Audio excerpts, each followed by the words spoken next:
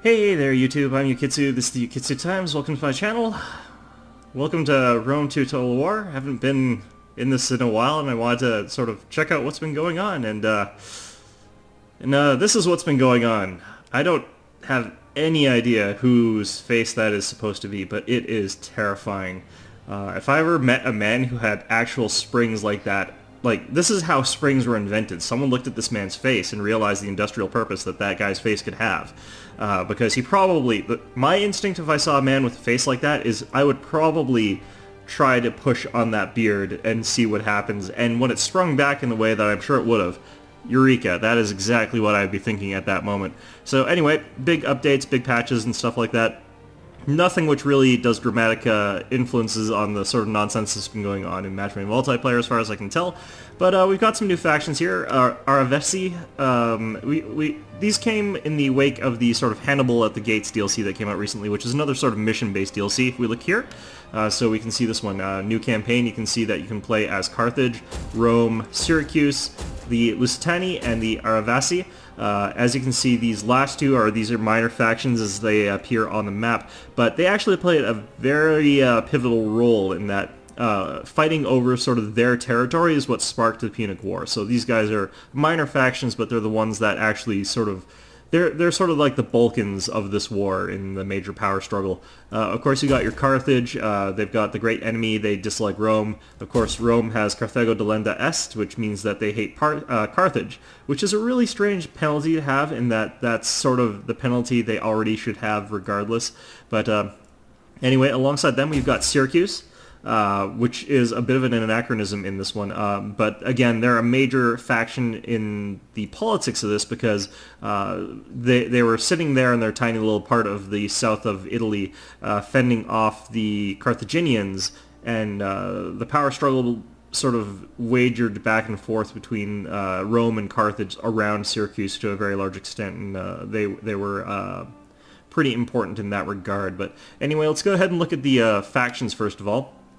For those of you wondering, Hannibal at the Gates, very, very similar to the previous one, so I won't be going too far into that. It's simply a different context and different factions, but if that's the sort of campaign that you wanted to focus on, and that's the sort of thing that appeals for you, then that's going to be worth it. Otherwise, you know, the other one has that sort of tighter focus that you would want to potentially... It's got that sort of extended year, where there's more turns per year, and they've got that sort of different focus on the game. Other than that, it's they're very similar, the two DLCs. And the Grand Campaign, of course, is still the Grand Campaign, where you've got like major space to work with, and you've got timeline stretching in decades. So those are the sort of differences. Anyway, if we look at the Arverni, this is a sort of Spanish area, but they're the ones that were heavily influenced by Carthage, if I recall correctly.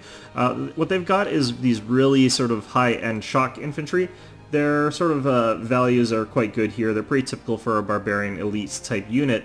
They've got Headhunt Frenzy, so they're nothing too special here. I think their stats feel to me like they're a little bit too low for a unit that's that expensive, but they've got fairly decent elite sword unit statistics, typical sort of bonus versus infantry that you got on everybody nowadays.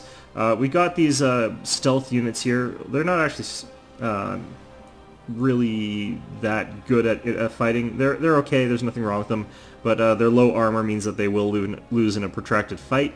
Their medium sword infantry goes all the way down to Scutarii, which are pretty average medium infantry. I don't know, actually think that they're a terrible deal or anything. I don't think they're a great deal or anything.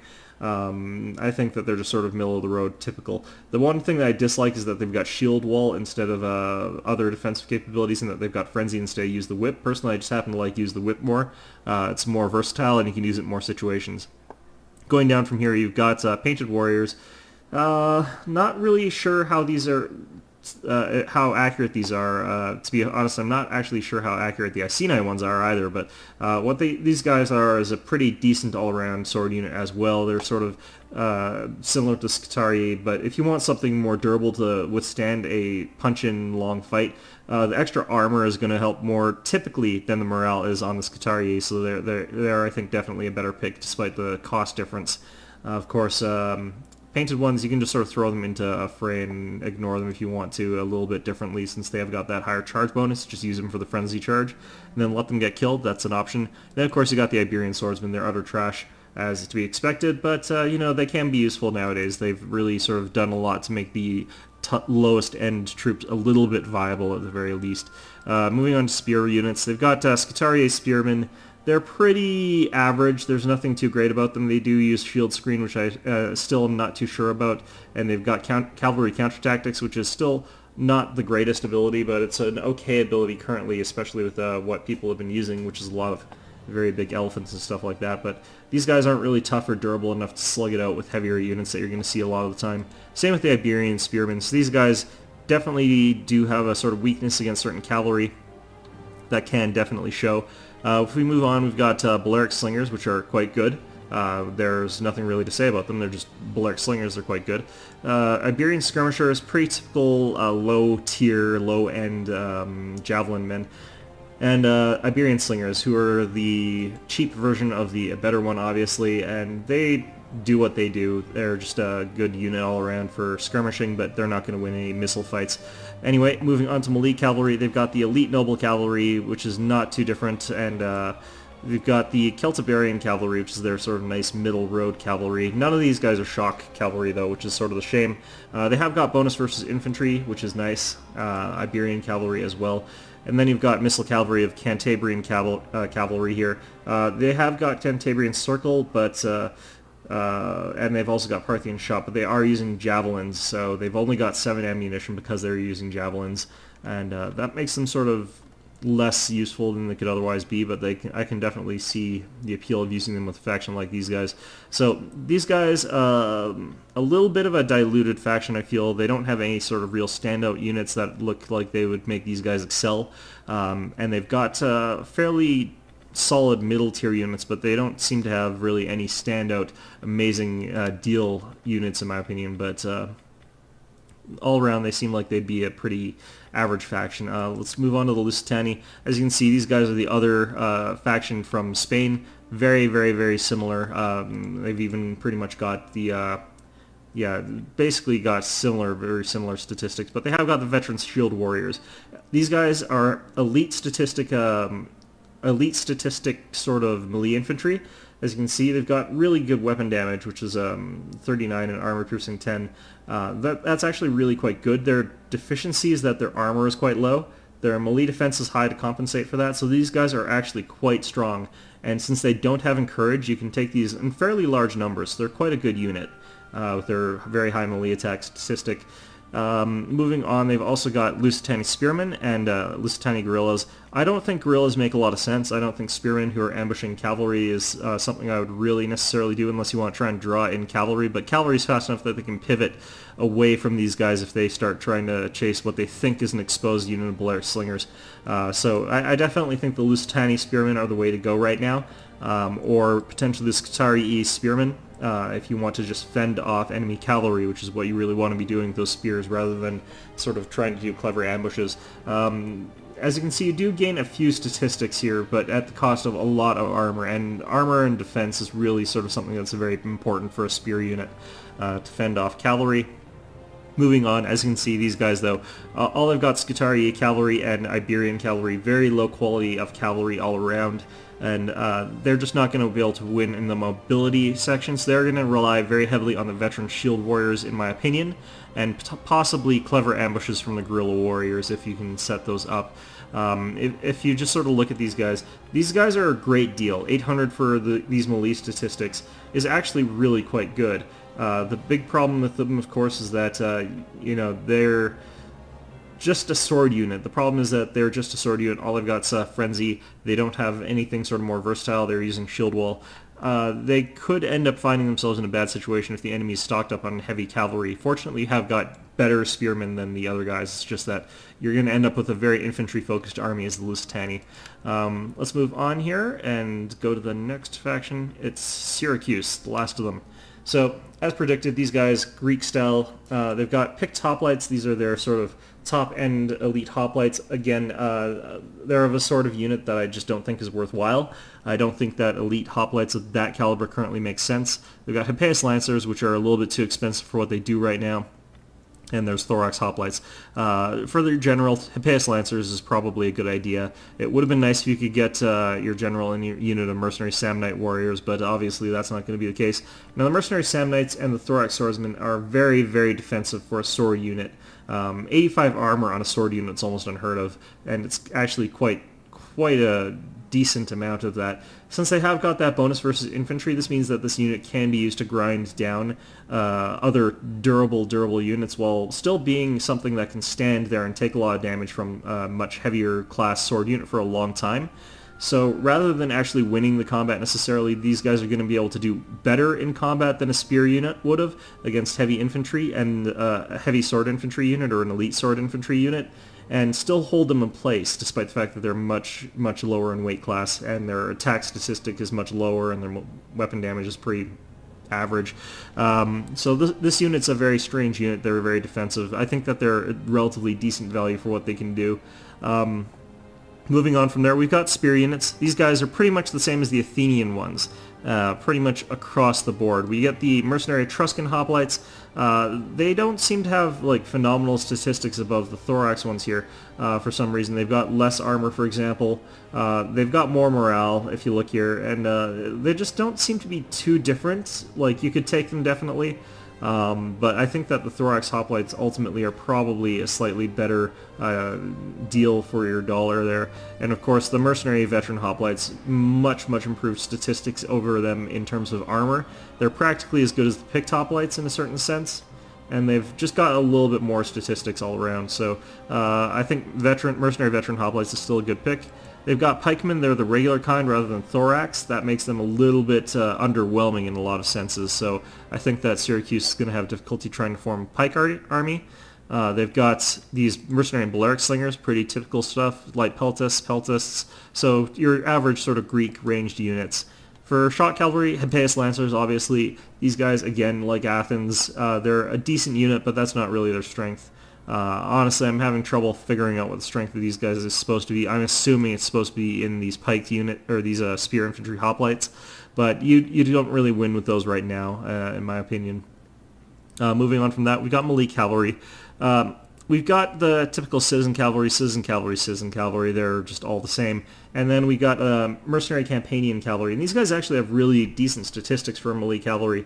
And they have gotten courage, so that does explain why they cost so much. The problem is that since they have gotten courage and they've got that price premium on that, they do end up having ridiculously high costs. So they can be worth it definitely with their really high statistics and their decent armor, health, and base morale, but they're nothing like superior to what you'd see in other more cavalry-focused factions, like, say, if I were to go to Parthia over here, these guys are definitely getting more value at that price point if we look at their sort of unit statistics. It's just like the Parthian cavalry is definitely going to be a better deal for their dollar. And even if we were to go to a faction like, where's Bactria? There it is. Even if we were to go to a faction like Bactria, like their sort of melee cavalry, their expensive and melee cavalry performs very similarly for a much lower price. So, well, partly because they obviously don't have encourage on those ones, but they do have it on the Bactrian Royals. Even the Bactrian Royal cavalry, very similar price point, much better statistics in my opinion, given the current state of things. But you know, take what you like, I suppose. Anyway. I guess we could jump into a game. I'm not really sure what sort of faction I want to be playing this as.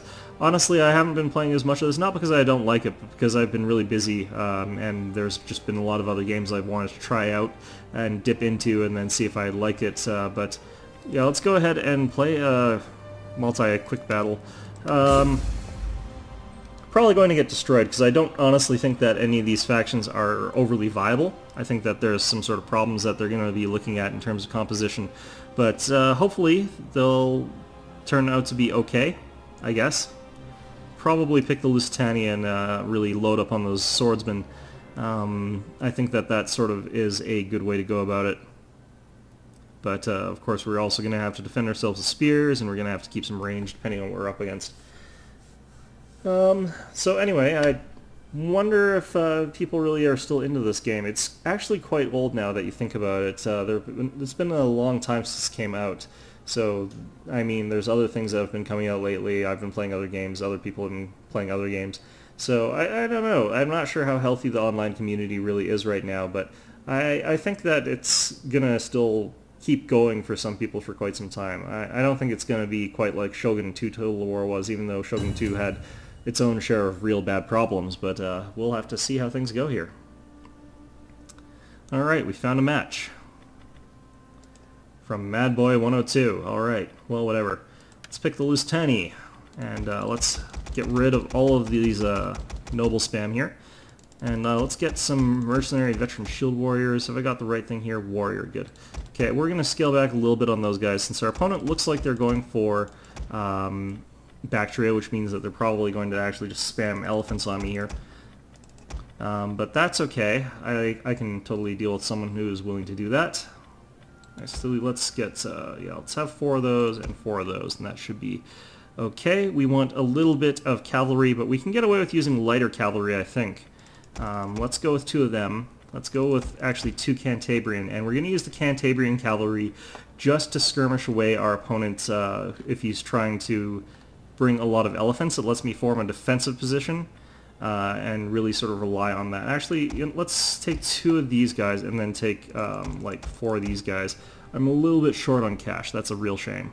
But we do want some longer range as well, so let's get rid of 2 of these.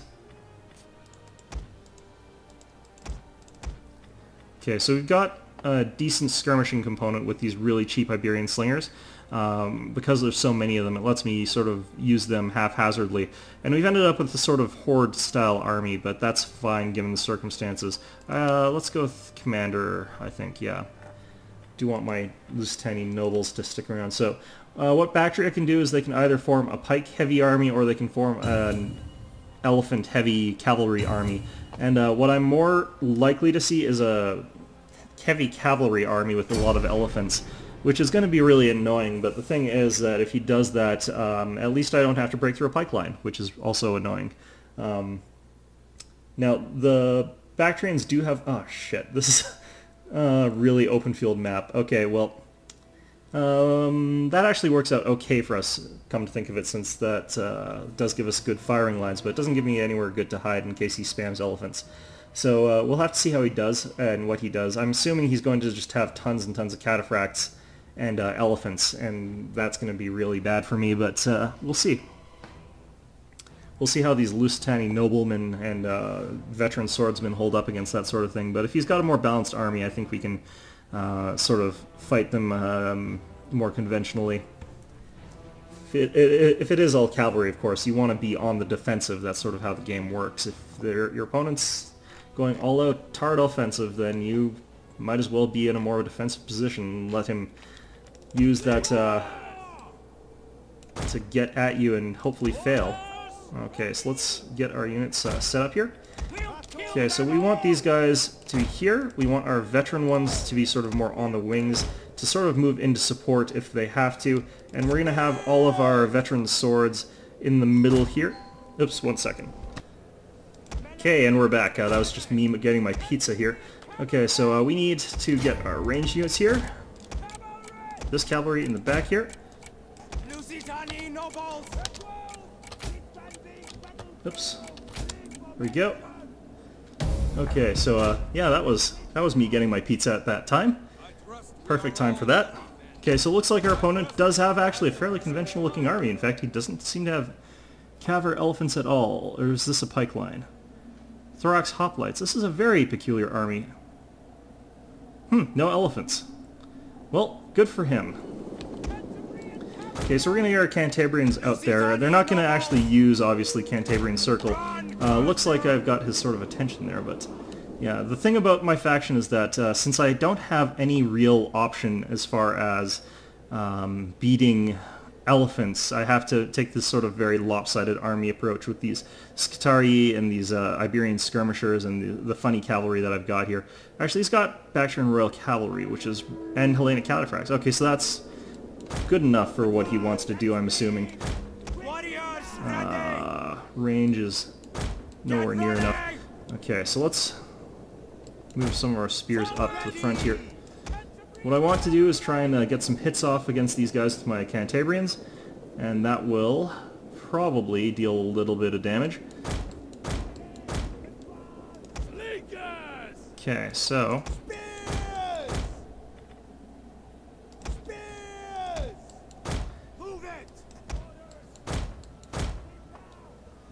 yeah, the thing here is that he's also got pretty decent shooting, but I think that I should be able to do okay at it. Iberian cavalry, riders, fence. Okay. He's trying to get around my rear with his he's trying to get around my rear sort of with those guys, but let's try and push these guys forward. And let's just pound away at these, this might work.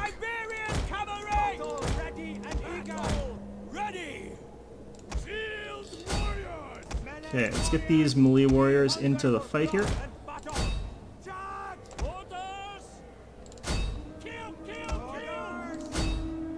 And these guys coming around my back. Let's get these Scutari back here.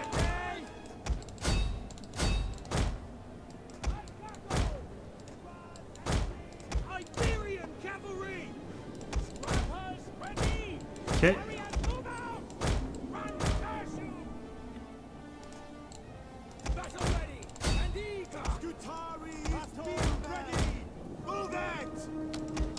So on the right here, we're moving in with our spears. It's giving us a good inroads to flank, potentially. We're just moving around back here. Try and do our best. Bactrian Royal Guard there. Should be able to break through these scale thorax hoplites with their sword units, but he's sort of stopped shooting at our units, so... going to move our Iberian cavalry over here, and these ones are going to move over here. Our general is under attack. Yes, I'm aware. Let's get him doing that. Ready for battle. Spears ready.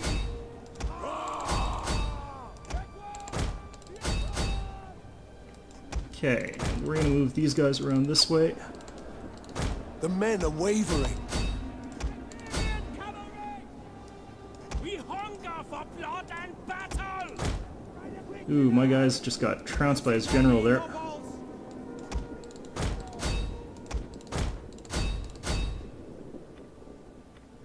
Okay, so let's not get our spears too off of our ranged units. We want to keep our ranged advantage here. And let's keep these guys over here as well. We hunger for blood and battle. Shield warriors. Shield warriors. And we're going to have to do this here. Scutari spearmen. Ready for battle. The battle is turning in our favor. Let's get these guys over here. Let's do what they're doing. Gonna have to charge these Bactrian Royal Cavalry. We're not gonna escape with our light cav. But that's okay, our light cav's really cleaned up those slingers over there. Missiles ready. Okay.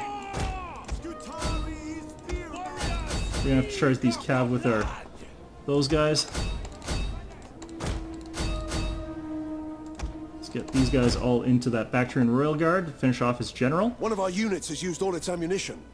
I'm surprised that hadn't occurred earlier. Alright, so now it's freezing up, which means that I think our opponent rage quit. Okay. Perfect. Well, that worked out pretty much well for us.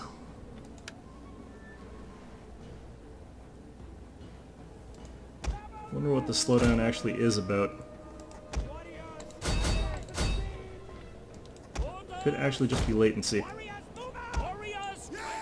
Oh, nope, decisive victory. Alright, perfect. Okay, so yeah, that was a pretty good battle for the Lusitani against the Bactrian army. Now, the Bactrian army was a very well-balanced army. It's just missing a few key elements. It really does rely on having either a pike line, a strong amount of pikes. Like, I think it was a mistake taking the scale thorax hoplites and the thorax swordsman. I think if he was going to do that, he should have taken like 3 units of pike units and then the 2 units of scale thorax hoplites to guard his flanks. That would have really sort of made it a lot harder for me to advance on him. But I did have so many ranged units that also would have probably been bad for him if he had done that. But elephants, if he had taken 4 elephants, that would have really given me a difficult time just because of the micro it would have required. But yeah, things worked out okay. Cantabrian cavalry did a good job of doing what they were supposed to be doing. The Iberian cavalry did a great job of mowing down those eastern slingers, as to be expected. So yeah, it worked out okay, but I do think it was because my opponent might not have been expecting the sort of army composition that I came at him with. Which was probably, he was probably expecting more something like a horde of pierced swordsmen or something like that of the Lusitani. I'm not particularly sure what he expected. But yeah, it worked out well in our favor.